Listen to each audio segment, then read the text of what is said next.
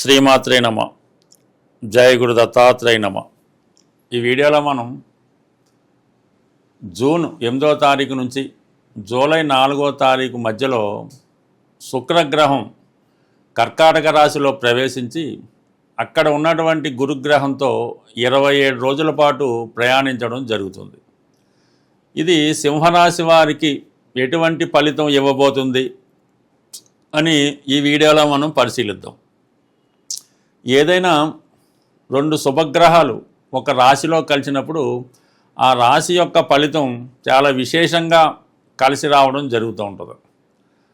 అదే ఒక శుభగ్రహం పాపగ్రహం కలిసినప్పుడు ఆ రాశి భావాల్ని సంపూర్ణంగా నాశనం చేయడం జరుగుతూ ఉంటుంది.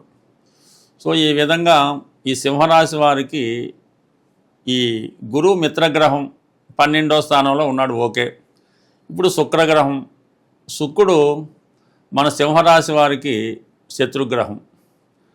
అటువంటి శుక్రుడు ఈ రాశి వారికి తృతీయ దశమాధిపతి. ప్రధానమైనటువంటి వృత్తి అంటే ఏదైతే సింహరాశి వారు జీవనోపాధి సాగిస్తారో, వారు ఏ రంగంలో స్థిరపడతారు, ఏ వృత్తిలో రాణించగలుగుతుంటారో అంతా కూడా దశమ భావమైనటువంటి వృషభ రాశి అలాగే శుక్రుని యొక్క స్థితి బట్టి ఆధారపడి ఉంటుంది. అటువంటి శుక్రగ్రహం ప్రస్తుతం 12వ స్థానంలో ఉన్నటువంటి గురువుతో కలియడం జరిగింది. ఇది ఈ రాశి వారికి ప్రధానంగా వృత్తిపరమైనటువంటి మార్పులు రాబోతున్నాయి. అంటే మీ యొక్క జీవన విధానం, ధనం సంపాదించే విధానం, మీ యొక్క శ్రమకు తగినటువంటి ఫలితాలు ఇవన్నీ కూడా ఈ సమయంలో మీరు మీకు ఇష్టమైనటువంటి వృత్తిలో మారడానికి ఇది చాలా అనుకూలమైనటువంటి సమయం. ప్రధానంగా ఏమవుద్దంటే దశమ స్థానాధిపతి అంటే ఉద్యోగానికి సంబంధించిన గ్రహం. అటువంటి గ్రహం అటు అష్టమాధిపతితో కానీ పంచమాధిపతితో కానీ తృతీయాధిపతితో కలిసినప్పుడు వృత్తిలో 100% చేంజెస్ రావడం జరుగుతుంటుంది. సడన్గా బలవంతంగా అయినా సరే ఉన్న వృత్తిలోంచి మారి వేరే వృత్తిలోకి మారడం జరుగుతూ ఉంటుంది. మరి ఇప్పుడు ఈ గురువు ఈ రాశి వారికి పంచమాధిపతి అష్టమాధిపతి దశమాధిపతితో కలిశారు. కంప్లీట్గా మీరు మీ యొక్క ఫీల్డ్ మారిపోతున్నారు. ప్రస్తుతం మీరు ఏదో ఒక బ్యాంకింగ్ రంగంలోనో రాజకీయ రంగంలోనో ఉన్నారు. అనూహ్యంగా మీరు సినిమా రంగంలోకి మారే అవకాశం ఉంటుంది. ఈ సినిమా రంగంలో ఉన్న వాళ్ళు రాజకీయ రంగంలోకి మారచ్చు. ప్రస్తుతం అయితే మీ వృత్తిపరంగా కంప్లీట్గా మారబోతున్నారు. ఇక ప్రధానంగా ఇంకోటి ఏంటంటే 12వ స్థానం అనేది ఇన్వెస్ట్మెంట్ చెప్తూ ఉంటుంది. ఇప్పుడు పెట్టుబడి పెట్టే ప్రయత్నం చేస్తూ ఉంటారు. అంటే మీరు ప్రస్తుతం ఏదైనా వ్యాపారం చేస్తుంటే అటువంటి వ్యాపారాన్ని కంప్లీట్గా క్లోజ్ చేసి వేరొక చోట, అది విదేశంలోనో ఇతర దేశంలోనో మీ యొక్క కొత్త కార్యకలాపాలు ప్రారంభించే అవకాశం ఉన్నది. అంటే మరి కొంతమందికి ఉన్న చోటు నుంచి ప్రస్తుతం అక్కడ వ్యాపారం చేసుకుంటూనే వేరొక బ్రాంచి మీరు వేరే ప్రాంతంలో దాన్ని స్థాపించే అవకాశం ఉన్నది. ఇది ఆధ్యాత్మిక రంగంలో ఉన్న వాళ్ళకి వర్తిస్తుంది. దాని తర్వాత రాజకీయ రంగంలో ఉన్న వాళ్ళకి, సినిమా రంగం వారికి కూడా వర్తించే అవకాశం ఉంది. బట్ ఇప్పుడు ఈ సింహరాశి వారికి గురువు 12వ స్థానంలో ఉన్నప్పుడు వారు ఏదైనా ఒక దేవాలయాన్ని బాగు చేయించడం కానీ, ఒక ఆశ్రమాన్ని నిర్మించడం కానీ, లేదంటే విదేశ ప్రయత్నాలు చేయడం కానీ, దూర ప్రాంతంలో ఏదైనా స్థిరాస్తి కొనడం కానీ ఈ విధంగా చేయడం జరుగుతూ ఉంటుంది. శుక్రుడు 12లోకి వచ్చినప్పుడు కొంతవరకు విలాసవంతమైనటువంటి లగ్జరీ లైఫ్ని ఇవ్వడం జరుగుతుంటుంది. కొంతమంది సినిమా తీస్తూ ఉంటారు, కొంతమంది ఏదైనా ఒక పెద్ద వాహనం లాంటిది కొంటూ ఉంటారు. ఈ సమయంలో మీరు ఏదైనా ఒక ఆధ్యాత్మిక సంబంధించింది బాగా పాపులర్ అయినటువంటి ఒక సంస్థని మీరు నెలకొల్పే అవకాశం ఉంది. అది విద్యా సంస్థ అవ్వచ్చు, ఏదైనా ఒక ఆశ్రమం అవ్వచ్చు, ఒక దేవాలయం అవ్వచ్చు. ఈ విధంగా మీరు ఇన్వెస్ట్ చేయడం జరుగుతూ ఉంటుంది.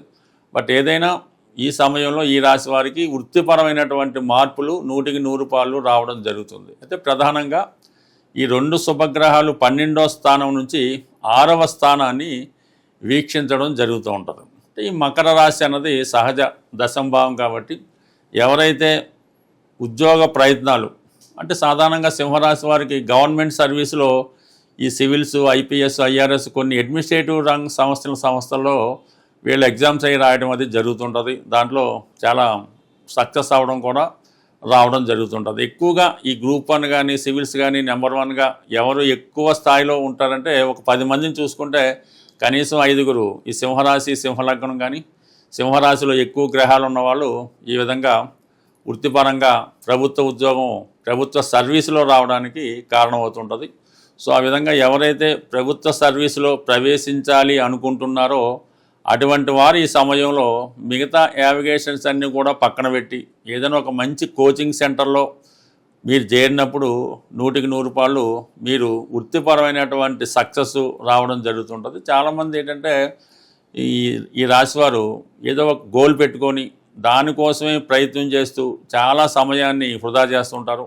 ఈ సమయంలో చిన్న ఉద్యోగం వచ్చినా చేరలేకపోతుంటారు. కాబట్టి ఎవరైతే ఈ పెద్ద సంస్థల్లో ఉద్యోగానికి కానీ ఈ గవర్నమెంట్ సర్వీస్ కోసం ప్రయత్నం చేస్తున్నారో వాళ్ళు ఈ సమయంలో చాలా గట్టి ప్రయత్నం చేయడం వల్ల చాలా కఠిన నియమాలతో ఖచ్చితమైన సక్సెస్ ఈ రాశి వారికి రావడం జరుగుతుంది. అయితే కొంతవరకు ఈ రాశి వారికి ప్రధానంగా వీళ్ళు ప్రతి విషయంలో ఫెయిల్ ఎవరన్న కారణం ఏంటంటే అష్టమ శని నడుస్తుంది ఈ రాశి వారికి.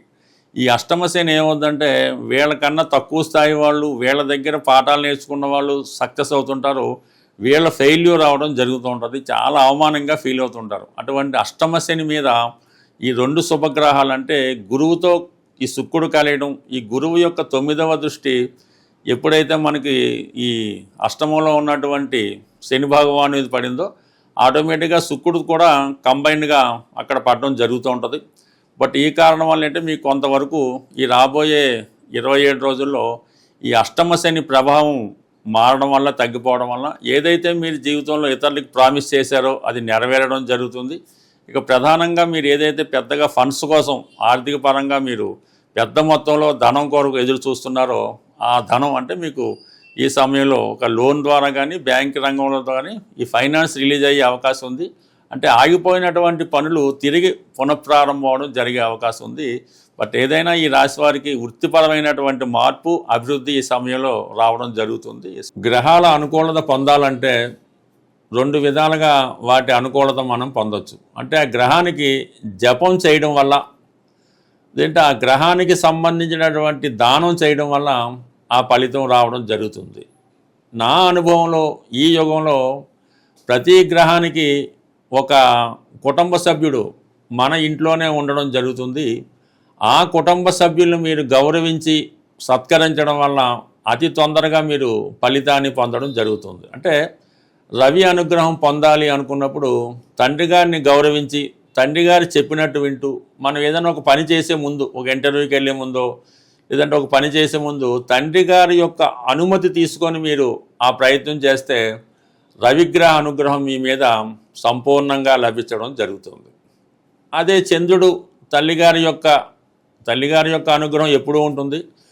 కొన్ని సందర్భాల్లో తప్పనిసరి పరిస్థితుల్లో తల్లిగారి అనుగ్రహం పొందాలంటే ఆమెకి ఏదో ఒక ఆవిడకి ఇష్టమైనటువంటి స్వీట్ పెట్టి ఆవిడ ఆశీర్వాదం తీసుకోవడం వల్ల ఆవిడ మాట వింటే చాలు మీకు చంద్రగ్రహ అనుగ్రహం లభిస్తూ ఉంటుంది. మరి ఇప్పుడు మనకి ఈ ప్రధానంగా శుక్రగ్రహం మరి గురుగ్రహం ఈ గ్రహాల యొక్క అనుకూలత పొందాలి అనుకుంటే శుక్రగ్రహ అనుగ్రహం కోసం లక్ష్మీ స్తోత్ర పారాయణ, కనకదార స్తోత్రం, శ్రీ సూక్తం ఇవి పారాయణ చేయడం వల్ల ఖచ్చితంగా కొన్ని నియమాలు పాటించవలసి ఉంటుంది. ఈ లక్ష్మీదేవికి సంబంధించినటువంటి స్తోత్రాలు ఎప్పుడూ రెగ్యులర్గా ఒకే టైంలో చదవాలి.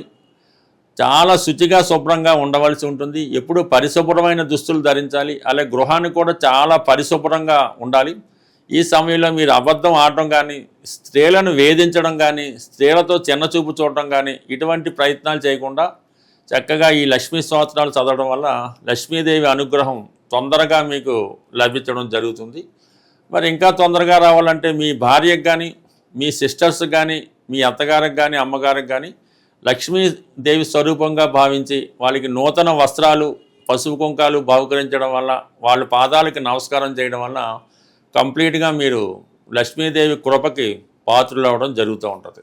మరి గురుగ్రహం, గురువు అంటే మీ గురువు మీకు ఏదైతే విద్య నేర్పాడో ఆ గురువుని సత్కరించడం వల్ల పూజించడం వల్ల గురువుని గౌరవించడం వల్ల మీకు కంప్లీట్గా గురుగ్రహ అనుగ్రహం లభిస్తుంది. ఇంకా తొందరగా గురుగ్రహ అనుగ్రహం లభించాలంటే ఈ దక్షిణామూర్తి ఫోటో మీ గృహంలో గోడకి అలంకరించి శనగలతో కూడినటువంటి దండ ఈ దక్షిణామూర్తి అలంకరించి ముఖ్యంగా విద్యార్థులు, కొత్తగా నిరుద్యోగులు లాంటి వాళ్ళు, ఉద్యోగం ఆశించే వాళ్ళు ఏమీ చేయక్కర్లేదు. మీరు ఆ దక్షిణామూర్తి ఫోటో వంక చూస్తే చాలు, ఒక 5 నిమిషాలు 10 నిమిషాలు మీకు బాధ కలిగినా ఇంకోటి కలిగినా ఆ విగ్రహం ఆ ఫోటో వంక తదేక దీక్షతో చూడటం వల్ల 100కి 100 పాళ్ళు ఆ గురుగ్రహ అనుగ్రహం మీ మీద సంపూర్ణంగా లభిస్తుంది.